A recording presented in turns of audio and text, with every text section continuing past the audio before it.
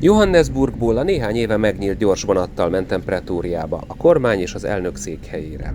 A Gautrain nevű vonat éppen 10 éve közlekedik, és 40 perc alatt teszi meg a két város közti távot, gazdag üzleti negyedeket és a repteret is összekötve a két várossal. A vonatok gyorsak, kényelmesek és biztonságosak.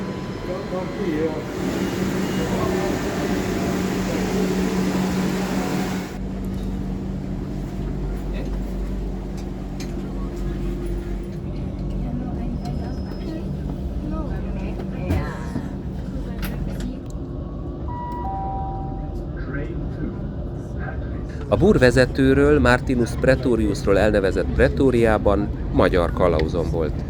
A kellemes, légkondicionált vonat után most itt vagyok a pretóriai hőségben már. Az itteni vendéglátóm autójában, aki nem más, mint Géber Sándor, aki 30 éve itt él, és gépjárművezetést oktat. Így van? Igen, üdvözlök mindenkit, üdvözlök önöket. Ötvöződik az amerikai stílus egy kicsit, de leginkább talán a búr stílus, ez a holland telepesek, ugye azt, amit behoztak stílust ide Dél-Afrikába, ez inkább búrváros Pretória. Ha valaki ott jár, szívesen körbevezeti. Számát megadom a leírásban. Fölértünk ide a kormányzati központhoz, és akkor megkérdezem Sándort, aki 32 éve él itt, de semmennyire nem érezhető ez a beszédén, ékes magyarsággal, hogy mit is látunk tulajdonképpen? Hát tulajdonképpen itt, ha elnézünk oda szembe, azok a magas épületek Pretóriának az üzleti negyede, ahol ugye elég kevés lakás, meg lakóépületek vannak, inkább üzleti negyed van, ugye? Tehát az a nagy magas épület, például a jobb oldalt, az a fekete épület, az a Dél-Afrikai Kereskedelmi Banknak az épülete. Pretóriát hegyek veszik körül, ahogy ezt lehet is látni a képen. Ugye mögöttünk van a Union Building épülete. Az 1910-ben épült Union Building a kormány és a dél-afrikai elnök hivatali székhelye. A kormányzati palota előtt egy 8 méteres Mandela szobor áll. Itt kérdeztem meg Sándort, hogy mennyit változott az ország, amióta itt él. Ugye először kicsit nehéz volt, meg érdekes volt, de biztonságosabb volt az ország, tehát nem volt az a rengeteg szögesdrót, kerítés, mint ami most van, ugye, tehát a biztonság, közbiztonság az azért jobb volt, kontrollálták az országot, és aztán hát ennek ellenére, hogy most már azért kicsit nehezebb a helyzet ebbe az országban, ugye gazdaságilag is, meg ugye politikailag, meg hasonló a biztonság is, nem bántam meg, hogy itt élek 32 éve a családommal. A lányom itt diplomázott Dél-Afrikába, itt tanult, most született unokám 6 hónapja, én nagyon jól érzem magam. Hát ugye elsődleges dolog egy európai embernek ugye a klíma, az, hogy süt a nap állandóan. Tehát az, hogy reggel kávézok és süt a nap, ez egy fantasztikus dolog, és aztán hozzátéve ugye nagyon sok a lehetőség, akár sok olyan dolgot hozott ki belőlem ez az ország biznisztéren, minden téren, ami Magyarországon valószínű, hogy nem jött volna ki belőlem. A zsúfolt belvárosi üzleti negyed dugóiból kikeveredve úti kalauzom a Búr nemzeti kultúra legfontosabb helyére vitt el, ahol éppen adventi koncertet próbált egy helyi Afrikaans, azaz Búr közösség tagjaiból álló zenekar.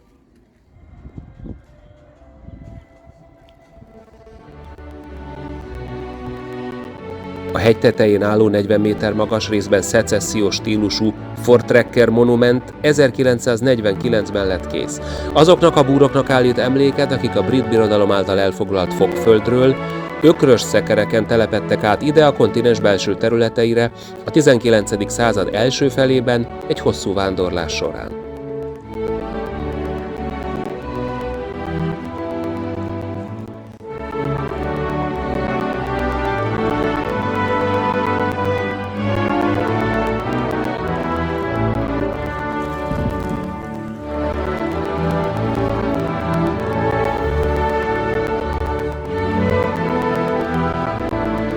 A kupola alatt egy jelképes sír van, amelynek felirata Ons Frejo Zuid-Afrika, azaz veled vagyunk Dél-Afrika.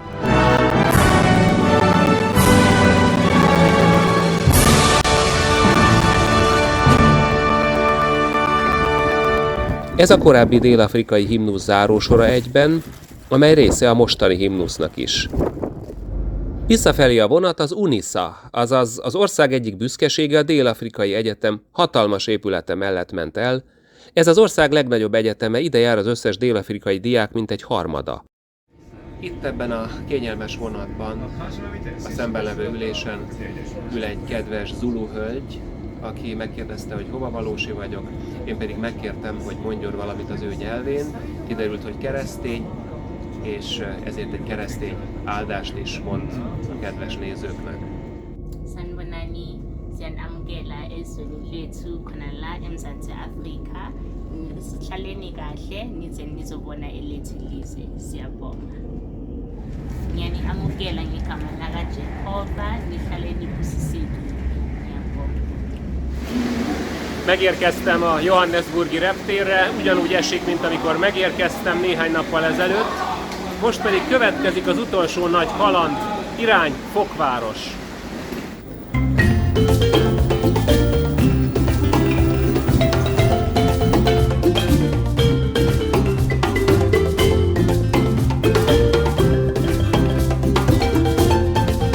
Fokváros egybehangzó vélemények szerint az ország legszebb fekvésű, legérdekesebb és legrégebbi városa. És egy 20 perces Uber úttal már itt is vagyok a szállodában, egy egyszerű, kellemes szoba, és ami a fő, hogy a vízforralónak az Afrikában használt 3 ágú ajzata is megvan.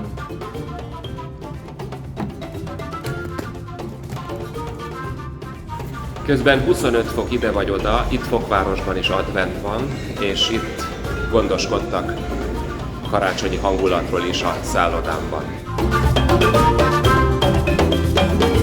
Bekerültem Fokváros nyüzsgésébe, egy piacon vagyok, mögöttem egy biztonsági őrt, kértem meg, hogy figyeljen, hogy nehogy valaki kikapja a telefont a kezemből. Csodálatos épületek a gyarmati múltból és gyönyörű tájak, itt hátul ködbe burkolózik a Táblahegység, amely egy teljesen sima fennsík, holnap megyek oda. Most éppen meg van terítve, vagyis gyönyörű felhő takaró borítja.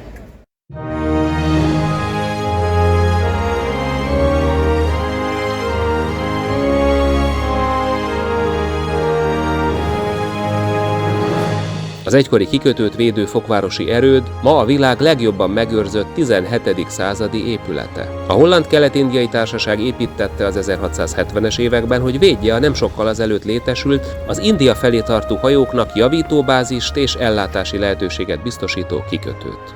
A várban gyakran találkozunk a holland gyarmatosítókkal, itt például holland porcelánok, a Holland Kelet-Indiai Társaság monogramjával.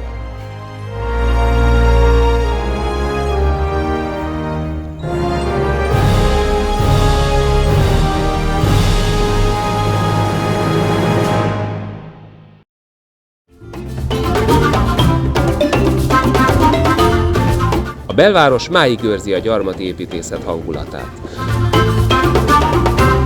A neoklasszikus stílusban a 19-20. század fordulóján épült, majd 1980-ig bővített parlamenti épületek Fokvárosban vannak, bár időről időre felmerül, hogy a törvényhozás is Pretóriába költözzön. –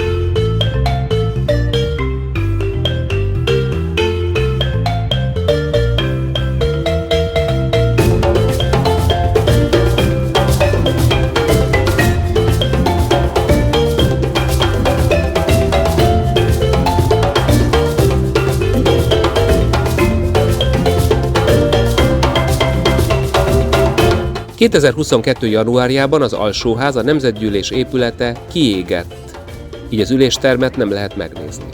Az elkövetőt azóta elfogták. A tartományok tanácsa, azaz a második kamara kevésbé sérült. A belvárosban 2 holland múltú épület áll egymás mellett, szomorú közelségben, a Rabszolgaház és a Református templom. A fokvárosi református nagy templomban vagyok, vagyis a Grote Kerkben.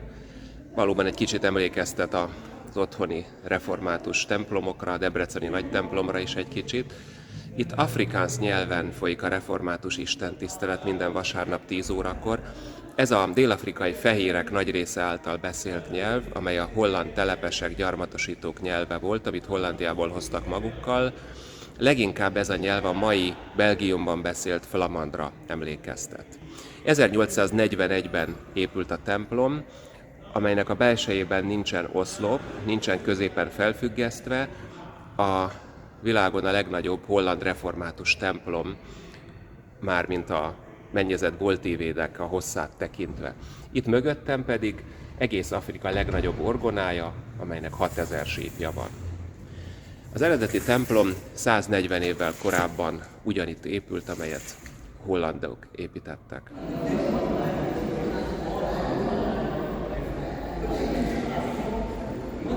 A Slave Lodge, azaz a rabszolgaszállás a Holland Kelet-Indiai Társaság rabszolgáinak tömegszállása volt, később közigazgatási hivatallá alakították át. A kiállítás átfogja az apartheid hírhedt időszakát és a megszüntetésért folytatott küzdelmet is.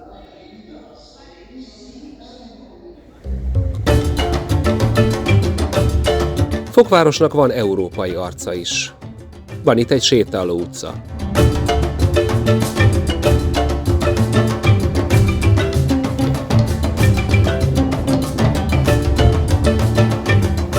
Egy hosszabb séta után értem el az egykori brit kikötői negyedet, a Waterfrontot, amelyet egykor Viktória királynő és második fia Alfred nyitott meg, mint kikötőt, ma pedig néhány éve már modern gasztró, pláza és buli negyed, közel 500 üzlettel és étteremmel.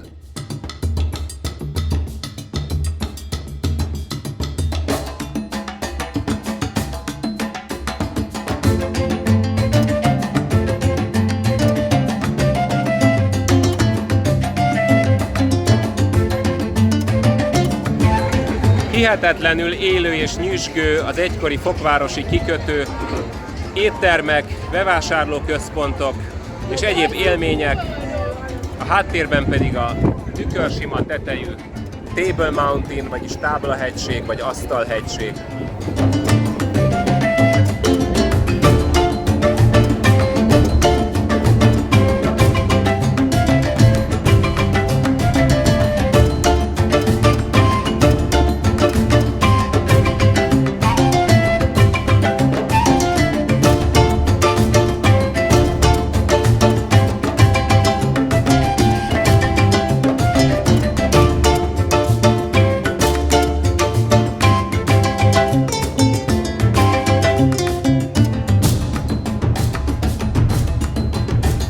A belváros után szerettem volna eljutni Fokföld délnyugati csücskére, a Jóreménység fokához. Erről szól a következő rész.